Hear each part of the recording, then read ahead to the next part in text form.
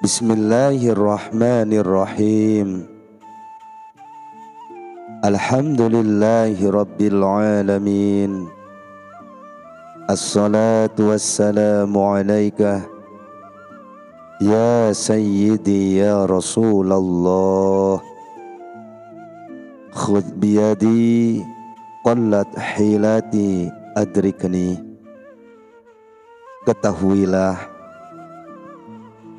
bahwa tentara yang berupa ghadab atau amarah dan syahwat kadang-kadang patuh kepada hati dengan sebenar-benar patuh. Maka yang demikian itu dapat menolong hati terhadap jalan yang sedang dilalui.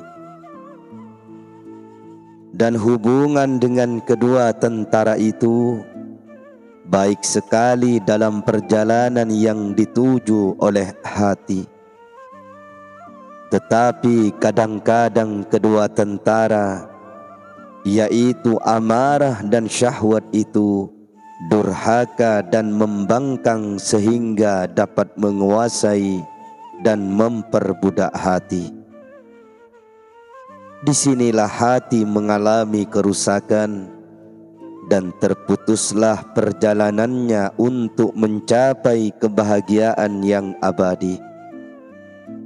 Di samping itu, hati mempunyai tentara lagi yang lain, yaitu ilmu hikmah atau kebijaksanaan dan tafakkur atau pemikiran, sebagaimana akan dijelaskan nanti.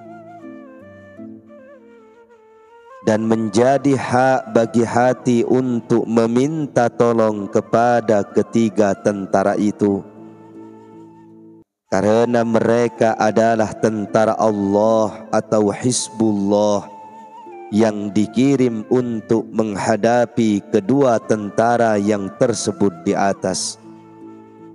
Karena kedua tentara ini kadang-kadang juga bertemu dengan tentara syaitan atau hizbus syaitan.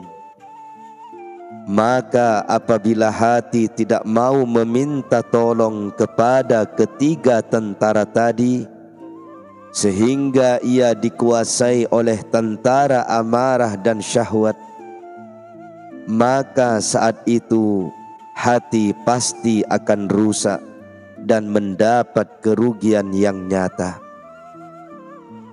Demikian itulah kebanyakan keadaan manusia. Akal pikiran mereka senantiasa tunduk kepada nafsu syahwat dalam berdaya upaya untuk memuaskan keinginannya, yang seharusnya syahwat itulah yang tunduk kepada akal pikiran mereka. Dan untuk memfahamkan yang demikian itu, di sini kami kemukakan 3 buah contoh. Pertama, perumpamaan nafsu yang halus dalam tubuh manusia adalah seperti raja di dalam negerinya dan kerajaannya, karena badan itu adalah kerajaan nafsu, alamnya, tempat ketetapannya dan negerinya. Sedang anggota-anggota badan dan segala kekuatannya itu merupakan tukang-tukang dan pekerja-pekerjanya, dan kekuatan akal dalam berfikir adalah sebagai penasehat yang selalu memberi petunjuk atau menteri yang cerdik pandai.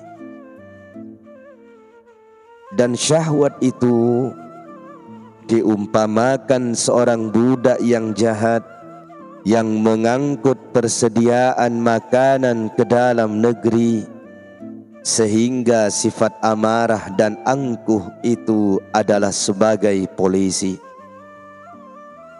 Budak yang mengangkut persediaan makanan itu adalah pembohong, pengicuh dan pembujuk yang jahat, tetapi pura-pura menjadi penasehat yang di balik nasihatnya itu tersimpan kejahatan yang mengerikan dan racun yang membawa maut. Sifat dan kebiasaan budak ini adalah menentang segala pendapat dan kekuasaan menteri yang menasihati, sehingga menteri itu tidak pernah terhindar dari tantangan dan perlawanannya sesaat pun. Seorang raja di dalam kerajaannya, apabila ia merasa cukup bersama menterinya dalam mengatur kerajaan serta bermusyawarah dengannya dan menolak petunjuk budak yang jahat, berlandasan bahwa yang benar dalam melawan pendapat budak itu ialah agar budak itu dididik oleh polisi raja supaya patuh kepada menteri, sehingga menteri itu dapat menguasai dan memerintah budak yang jahat itu beserta para pengikut dan pembantunya. Dengan demikian, budak itu menjadi terpimpin, bukan pemimpin, diperintah serta diatur, bukan malah memerintah dan mengatur. Maka akan menjadi teraturlah urusan negara itu dan menjadi tegak pula keadilan di negara tersebut. Begitu juga nafsu, apabila ia meminta tolong kepada akal dan ia dididik dengan penjagaan amarah dan kekuasaannya, lantas nafsu itu meminta bantuan kepada salah satu daripada syahwat atau ghadab atau marah untuk melawan yang lain. Satu saat nafsu itu mengurangi tingkatan marah dan pergolakannya dengan tidak memenuhi kemauan dan kemanjaan syahwat. Dan di saat lain, nafsu itu mengerang dan mengalahkan syahwat dengan kekuatan amarah dan keangkuhannya serta memandang keji akan kemauan-kemauan syahwat. Dengan demikian, menjadi tegaklah kekuatan nafsu dan menjadi baguslah budi pekerti. Maka barang siapa yang menyimpang dari jalan ini, ia adalah seperti orang yang difirmankan oleh Allah Subhanahu wa ta'ala, tahukah kamu orang yang menjadikan hawa nafsunya sebagai Tuhannya dan ia disesatkan Allah dalam keadaan mengetahui? Al-Jathiyah ayat 23. Allah Ta'ala berfirman, dan ia telah memperturutkan hawa nafsunya, maka ia itu seumpama anjing yang tetap menjulurkan lidahnya kalau kamu halau atau kamu biarkan. Quran Surat Al-A'raf ayat 174. Mengenai orang yang mencegah dirinya dari menuruti kemauan hawa nafsu, maka Allah Azza wa Jalla berfirman,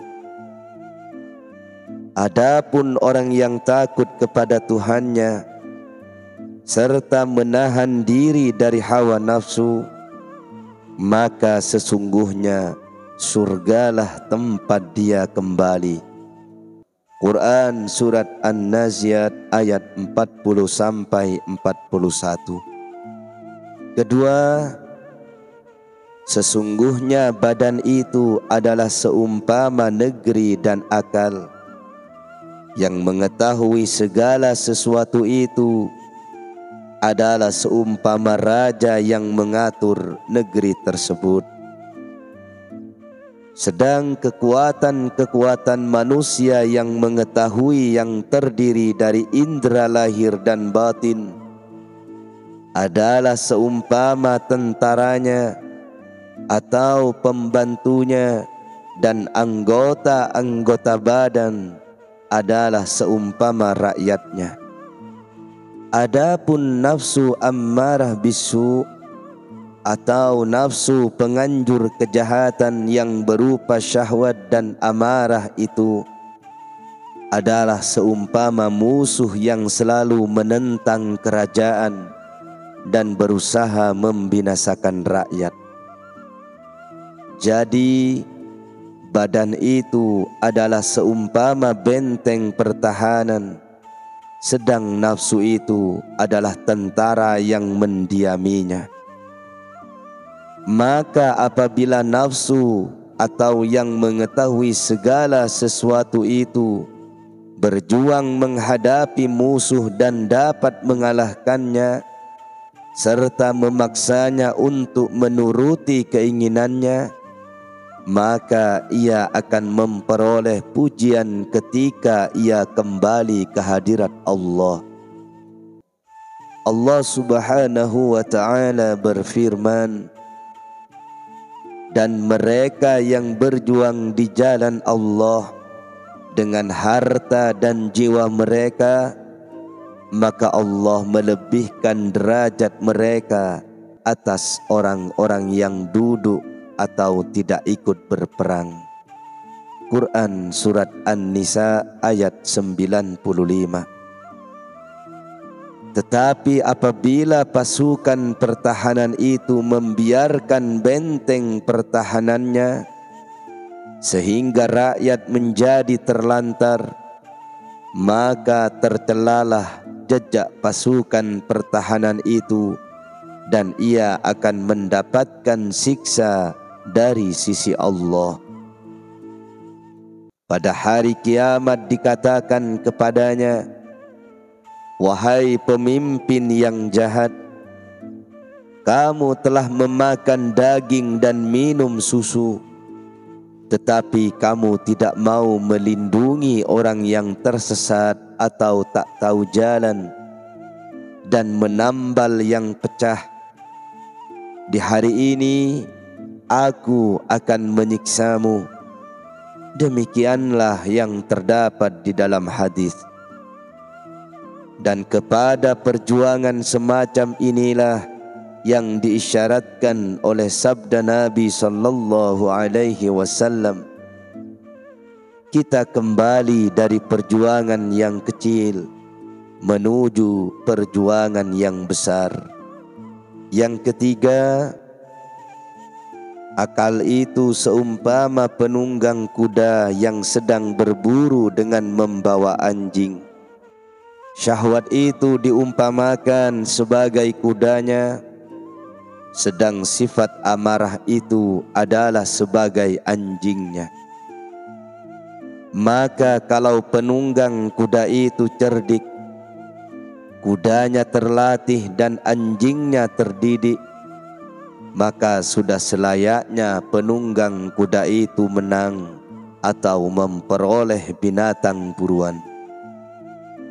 Tetapi manakala penunggang kuda itu bodoh, sedang kudanya liar dan anjingnya buas, sehingga kuda tidak mau tunduk dan anjingnya tidak mau mematuhi perintahnya, maka sudah selayaknya ia mendapat kebinasaan dan gagal untuk memperoleh binatang buruan.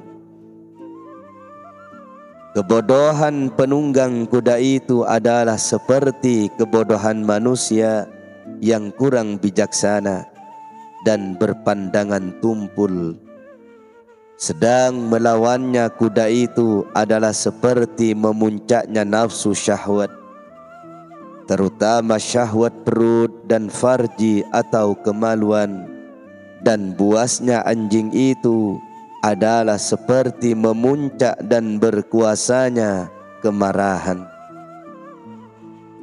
Marilah kita memohon taufik kepada Allah dengan kasih sayangnya.